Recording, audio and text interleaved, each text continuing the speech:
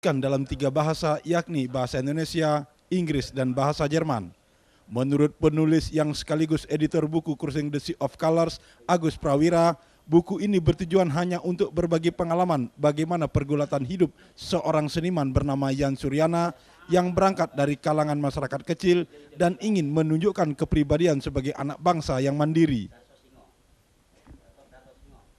Kita tidak ingin buku ini menjadi bahan diskusi. Ya. Masalah seni rupa silakan nilai masyarakat. Ya. Jadi kita tonjolkan masalah budayanya itu. Masalah bukan budaya, masalah perjuangan Yan Suryana. Ya, karena kalau secara akademis, ya, Yan Suryana seorang otodidak. Ya, tidak bisa, susah sekali dinilai secara akademis. Ya, susah sekali. Ya. Dia tidak pernah belajar, jangankan belajar secara akademis. Kalau kita kasih buku pada saat itu, kita kasih buku lukisan sudah terkenal, dia tidak pernah mau buka. Saya tidak mau seperti jadi orang lain, saya ingin jadi Yan Suryana. Itu satu kelebihan Yan Suryana, ya. Dan ternyata ya dia bisa gitu kan. Yan Suryana bergelut dan berjuang mempertahankan komitmen serta cita-citanya untuk menjadi seorang pelukis.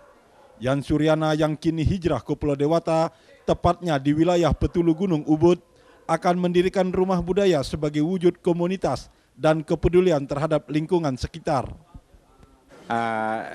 Rumah budaya ini satu cita-cita saya, ya, di mana saya ingin mempersatukan para budayawan yang kreatif atau silaturahmi kebudayaan antara pribumi dan masyarakat luar, misalnya dari luar negeri atau dari daerah kita, dari Solo, dari Aceh, dari mana kita bisa interaksi, ya, dan kita bisa dapat ide-ide baru dalam berkebudayaan gitu. Di hadapan para wartawan, pelukis yang berasal dari Bandung ini mengatakan perayaan hari ulang tahunnya yang ke-50 akan diisi dengan berbagai kegiatan seperti melukis bersama 50 pelukis serta kolaborasi kesenian dari Bandung, Solo, dan Bali.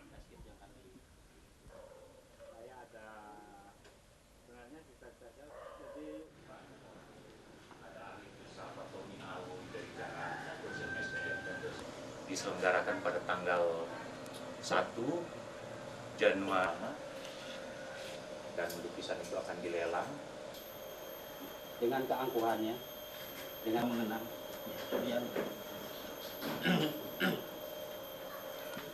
Saya sangat bangga dengan ide-ide gilanya. Darso Singo.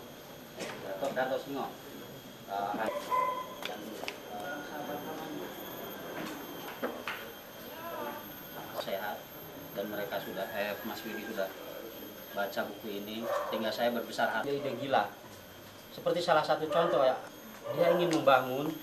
Anda bisa lihat dari flashcard yang kami.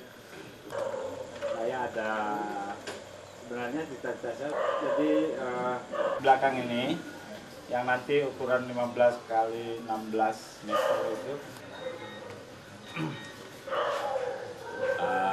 stik semacam itu jangan sampai menghinggapi Yan Suryana.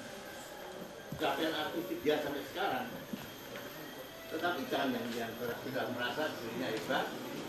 Mensupport cita-citanya, tapi selebihnya kalau ini sudah dimulai, kalau saya bisa dengar Pak Yan di dalam memelihara komunitas terhadap masyarakat di sini, Pak Yan ingin mendirikan rumah budaya. ya, Apa sasaran dari adanya rumah budaya ini?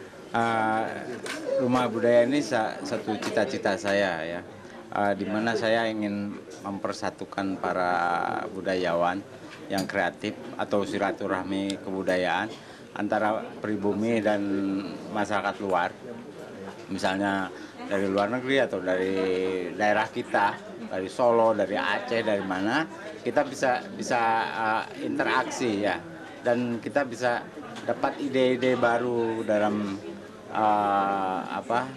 berkebudayaan gitu. Apakah nanti dalam mendirikan rumah budaya itu terfokus hanya pada pelukis saja atau gimana? Tidak. Mengapa saya bikin rumah budaya? Karena nama budaya itu tidak hanya pelukis, dan teman-teman saya tidak hanya pelukis. Teman saya ada musisi, ada puisi, ada segala macam. orang-orang yang kreatif dalam bidang budaya, mau wartawan, mau apa, itu juga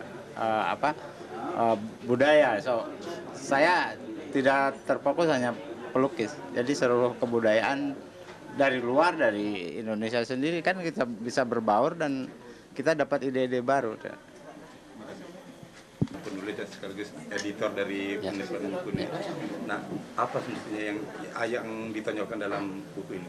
Ya, seperti tadi sudah saya ungkapkan, ya, sama seperti yang diungkapkan juga sama Mas Willy. Ya. Yang ditonjolkan dalam buku ini adalah contoh, ya, atau tauladan seorang Yan Suryana yang berangkat dari bawah, ya, sehingga dia bisa, kalau dikatakan berhasil mungkin belum, ya, karena penilaian berhasil atau tidaknya seorang pelukis itu nanti, ya, nanti pada saatnya dan masyarakat sendiri yang menilai. Hanya Yan Suryana yang saya dukung penuh, ya, itu itikat baik Yan Suryana, ya. Dia selalu peduli terhadap komunitasnya, terhadap lingkungannya, ya. Jadi memang Yan Suryana ini seperti saya katakan tadi gila-gila, ya. Itu dia Mas Willy bilang, Yan itu seperti Dewa Ruci. Dia melangkah seperti contoh, dia meninggalkan Bandung pada saat itu dalam kesusahan sebetulnya, ya. Dia sendiri pada saat itu tidak tahu akan seperti apa jadinya, tapi dia melangkah dengan pasti, ya. Dan semua yang ia cita-citakan sampai saat ini kalau saya amati memang sudah sebagian besar terlaksana. Seperti dia ingin membangun rumah budaya yang nantinya terbuka untuk umum, untuk siapa saja yang ingin berkreativitas, ya. Seperti rumah singgah, ya. Kenapa dalam penerbitan buku ini tidak ada menyinggung masalah seni rupa yang diinikan oleh Yan Suryana? Nah, itu tadi seperti saya katakan, kita tidak ingin buku ini menjadi bahan diskusi, ya. Masalah seni rupa silakan nilai masyarakat, ya. Jadi kita tonjolkan masalah budayanya itu, masalah bukan budaya, masalah perjuangan Yan Suryana, ya. Karena kalau secara akademis, ya, Yan Suryana seorang otodidak, ya, tidak bisa, susah sekali dinilai secara akademis, ya, susah sekali, ya. Dia tidak pernah belajar, jangankan belajar secara akademis. Kalau kita kasih buku pada saat itu, kita kasih buku lukisan sudah terkenal, dia tidak pernah mau buka. Saya tidak mau seperti jadi orang lain, saya ingin jadi Yan Suryana. Itu satu kelebihan Yan Suryana, ya.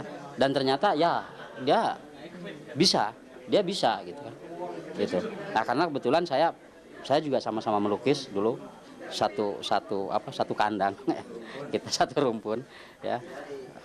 Makan juga kita, ya, dalam kesulitan pada saat itu. Makanya begitu saya tidak bisa mengungkapkan terlampau sedih. Tahun berapa? Tahun 80-an. Pada saat itu seni rupa sedang booming, tapi kita sangat miskin, ya. Ya. Nah, itu Yan Suryana. Prawira.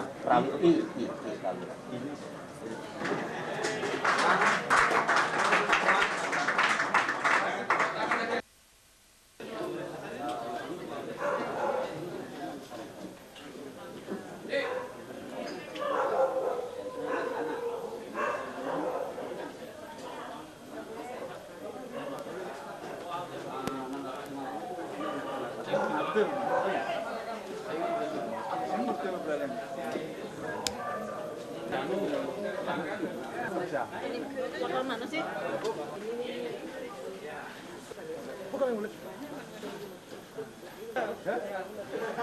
Ya.